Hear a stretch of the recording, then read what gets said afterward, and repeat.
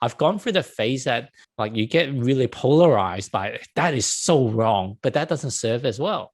But if you can just see it as what it is without adding like extra salt and pepper and spices to it, it helps to transcend beyond it. But whereas if you give it too much power, like it shouldn't be like that. Like, why are these people eating meat? Why are these people polluting the planet? The more negative energy you give it, the more that you're feeding it in some sense. Yeah, absolutely. I agree. And I went through the polarization thing, of course. And one of the ones that I got pretty aggressive about unlearning and that you touched on a little bit is actually the medical concepts of the Western world, which are outright, and here I go with a little bit of harsh language, propaganda, outright propaganda. So one of them is the Western medical, everything, the especially things like ADHD and the medication that go along with them. History is a big one, because if you believe things to be a certain way, your mind will block out other information.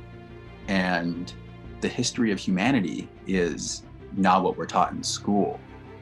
So those are some big ones to me. So can you just give us at least like maybe a 2-3 minute like summary of what's your view of how medicine should be and how the history is versus what we've been taught?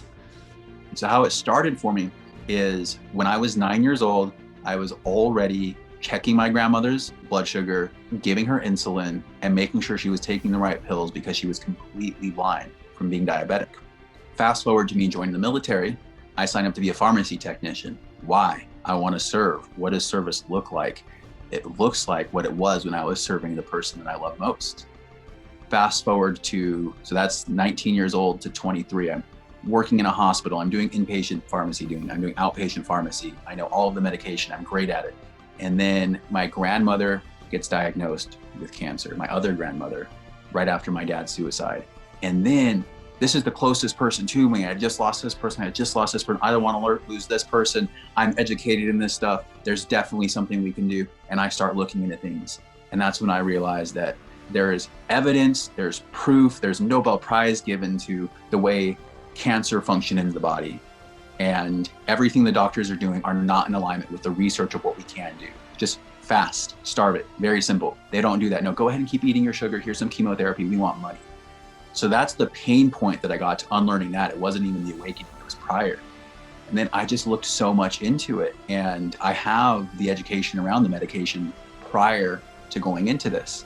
And we have, from the more spiritual perspective, we understand that there's the energy body out here that influences this formulation of this body, as well as the different emotional anchors that are going to influence things and the frequencies of the food that we're eating and the way that we're moving the body and the way that the channels work, and how stagnation is a huge one, hurts the body so much. If you look at water when it's running, it's beautiful. If you look at water when it sits still and it doesn't move, it starts to get icky, and that happens in the body.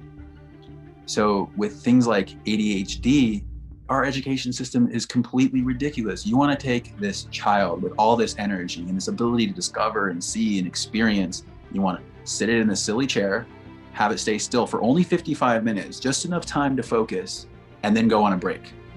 And then bring the child back in and have it sit down for just long enough for it to be able to focus, and then go on a break, effectively destroying its attention span. Then tell the child it's wrong for being itself. And our children are developing in a system where they're told they're wrong for being themselves every day when they go to school. And these ADHD, no, that's a child. Are you kidding me? It's a little boy. It wants to go burn stuff. It wants to go explore the world. It wants to look at the bugs. And we're telling it it's wrong for that. So the Western medical megaplex, especially if you've looked into Eastern medicines, there's so much you can do with herbs. There's so much you can do with plants. There's so much you can do with the energy channels. That's in yoga. There are other aspects of looking at the energy channels with acupuncture. And none of these models somehow, not a single one of them, is brought into the Western megaplex. The Western megaplex has one way of looking at things. You have a problem, take this pill.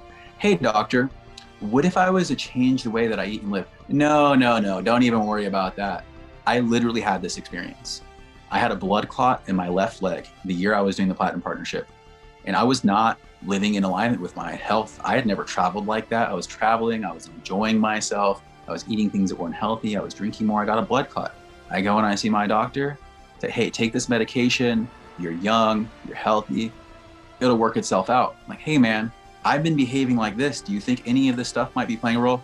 No, don't even worry about it. Just keep doing what you're doing. Take the pill. Are you kidding me?